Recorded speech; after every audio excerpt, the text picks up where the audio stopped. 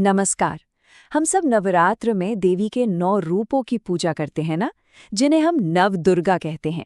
लेकिन कभी सोचा है कि ये सिर्फ 9 अलग-अलग देवियां हैं या फिर ये एक ही कहानी के 9 हिस्से हैं? एक ऐसी कहानी जो कुछ बहुत गहरा बताती है।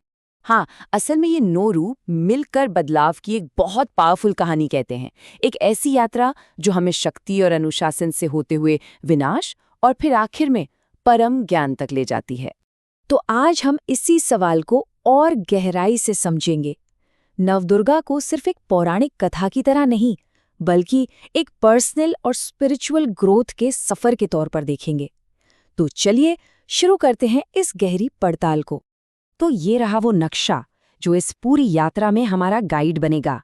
ये हमें स्टेप बाय स्टेप दिखाएगा कि कैसे एक इंसान एक साधारण एग्जिस्टेंस से उठकर सेल्फ रियलाइजेशन यानी आत्मबोध की चोटी तक पहुंच सकता है। तो इस यात्रा का जो पहला पड़ाव है, फेज 1, वो है नींव बनाने का। भाई सीधी सी बात है, किसी भी बड़ी इमारत की तरह स्पिरिचुअल ग्रोथ के लिए भी एक मजबूत फाउंडेशन की जरूरत तो पड़ती ही है। और इस सफर की शुरुआत होती है देवी शैलपुत्री से। शैलपुत्री मतलब पर्वत की बेटी। वो हिमालय की पुत्री हैं, तो जाहिर है वो अटूट स्थिरता और मजबूती को रिप्रेजेंट करती हैं। देखिए, कोई भी बड़ी यात्रा शुरू करने से पहले एक मजबूत जमीन, एक बेस होना बहुत जरूरी है। और उनका वाहन नंदी बैल बिल्कुल उसी ग्राउंडिंग एनर्जी और शक्ति का प्रतीक है। अच्छा, अब जब फाउंडेशन बन गया तो उस पर कुछ बनाने के लिए क्या चाहिए? डिसिप्लिन यानी अनुशासन।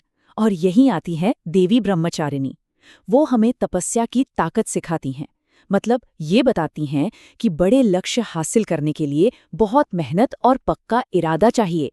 उनके हाथ में जो माला और कमंडल है ना, वो इसी कंसंट्रेशन और त्याग की निशानी है। तो अब हम आते हैं दूसरे पड़ाव पर, फेज 2, कर्म और सृजन। अब तक जो अंदर तैयारी की, उस शक्ति को बाहर दुनिया में एक्शन में बदलने का समय आ गया है। ये एक तरह से इंटरनल प्रिपरेशन से एक्सटर्नल एक्शन की तरफ एक शिफ्ट है।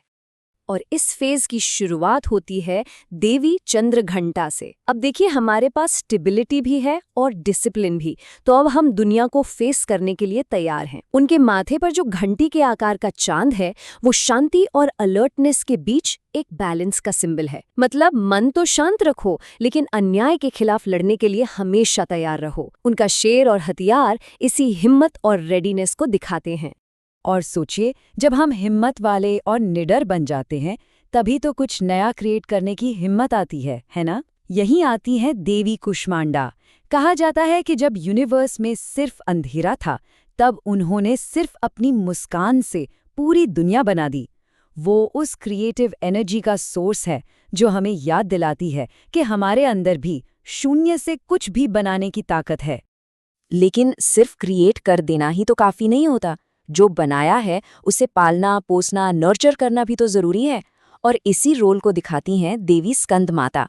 वो युद्ध के देवता कार्तिकेय की माँ है, और वो हमें सिखाती हैं कि ग्रोथ के लिए प्यार, देखभाल और सुरक्षा, ये सब कितना जरूरी है। पर ये जर्नी सिर्फ बनाने और नर्चर करने तक ही नहीं रुकती। ये न्याय के लिए लड़ने के बारे में भी है। और यही एंट्री होती है देवी कात्यायनी की, एक जबरदस्त योद्धा के रूप में। उन्होंने महिषासुर का वध करने के लिए अवतार लिया था, और वो हमें सिखाती हैं कि हमारे अंदर और बाहर जो भी बुराइयां हैं, उनका डटकर सामना करो, उन्हें इग्नोर मत करो। अब यहाँ पर ना इस यात्रा का एवोल्यूशन बहुत साफ साफ दिखता है। जरा याद कीजिए, ब्रह्मचारिणी के हाथ में क्या था? माला और कमंडल, जो इंटरनल डिसिप्लिन के सिंबल थे। और अब कात्यायनी के हाथ में क्या है? तलवार और त्रिशूल, जो बाहरी दुनिया में एक्शन और जस्टिस के सिंबल हैं। ये दिखाता है कि कैसे अंदर की शक्ति बाहर की दुनिया में बदलाव लाने के काम आती है। चलिए, अब हम इस सफर के आखिरी और सबसे इंटेंस फेज में चलते हैं। ये वो स्टेज है जहां असली इनर ट्रांसफॉर्मेशन होता है, जो हमें कंप्लीशन की ओर ले जाएगा। और इस स्टेज की शुरुआत होती है देवी कालरात्रि के साथ। हाँ, उनका रूप डरावना लग सकता है, लेकिन उनका रोल बहुत बहुत गहरा है। उनका ये भयंकर रूप असल में इसलिए है क्योंकि वो हमारे सबसे गहरे अंधेरे से लड़ती हैं, हमारे डर से, हमारे ईगो से, हमारी अज्ञानता से। ये समझना बहुत जरूरी है कि उनका ये विनाश वाला रूप प्योरिफिकेशन के लिए है, शुद्धि के लिए। वो हमारे अंदर बैठे उन डीमंस को खत्म करती हैं जो हमें आगे बढ़ने से रोकते हैं।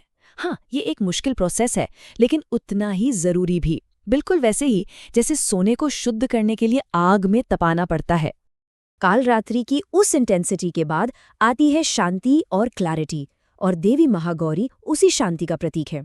मतलब विनाश के बाद अब प्योरिफिकेशन का स्टेज आता है।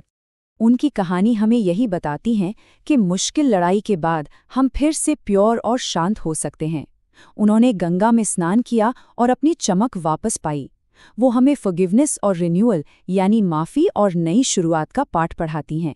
उनके सफ़ेद कपड़े और बैल उसी तूफान के बाद की शांति और साफ सुथरी क्लैरिटी का सिंबल हैं।